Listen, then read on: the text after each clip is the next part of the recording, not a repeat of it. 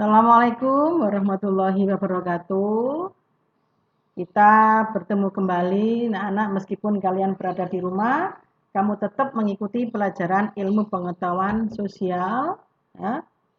Kalian siapkan ya untuk diringkas ya. Yaitu bab 1, tetap tentang aktivitas manusia dalam kehidupan dalam memenuhi kebutuhan. Kita lanjutkan ya.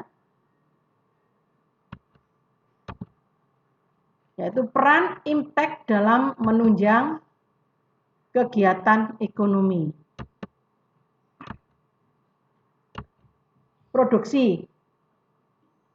Produksi adalah kegiatan menghasilkan atau menambah nilai guna dari barang atau jasa.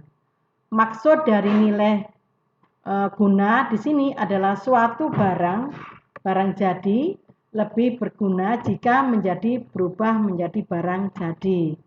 Contoh, lemari kayu.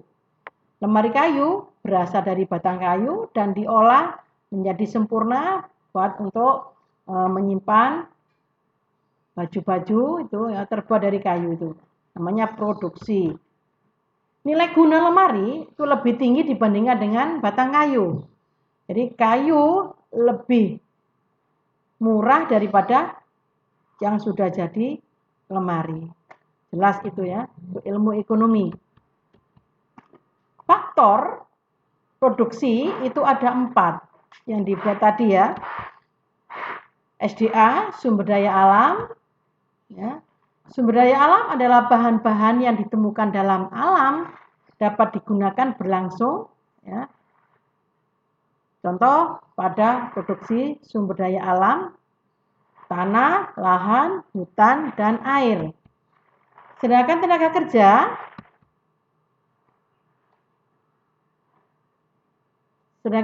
kerja di sini bertugas mengolah lahan atau tanah, jadi produksi atau barang yang kita gunakan bisa dihasilkan.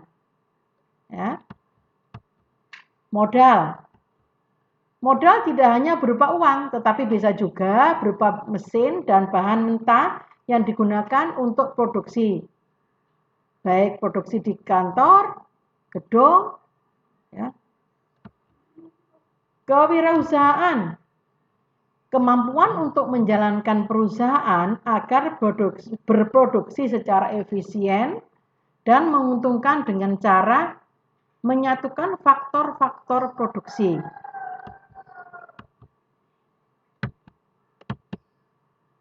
Kalian lihat tenaga kerja yang terdidik. Di sini kalian lihat ya, ada tenaga kerja yang terdidik yaitu dokter, arsitek, guru.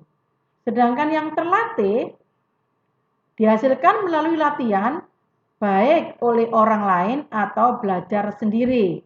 Contoh, montir, tukang cukur rambut, supir, itu termasuk tenaga kerja terlatih.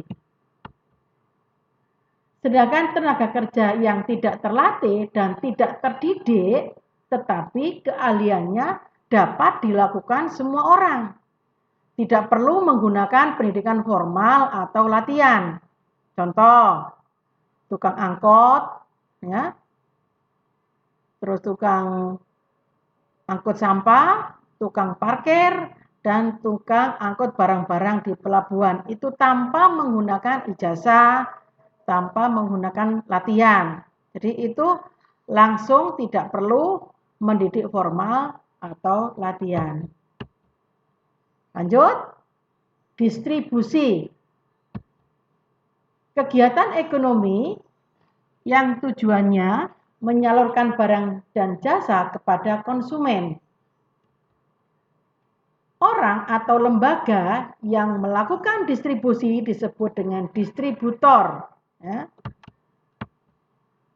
Ada beberapa cara menyalurkan barang ke konsumen pada kegiatan distribusi. Ya. Satu contoh, pemilik kafe bisa jadi produsen dan distributor sekaligus karena mereka langsung menjual makanannya kepada tamu tanpa perantara. Kalian lihat pedagang besar. Ya, pada gambar ini kalian simak. Pembeli dalam jumlah besar dan langsung dari pabrik lalu menjualnya ke pedagang kecil atau retail ya, contoh grosir, eksportir dan importir.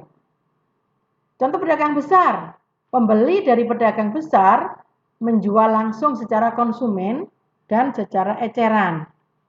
Contoh pedagang asongan, pedagang kaki lima, dan minimarket.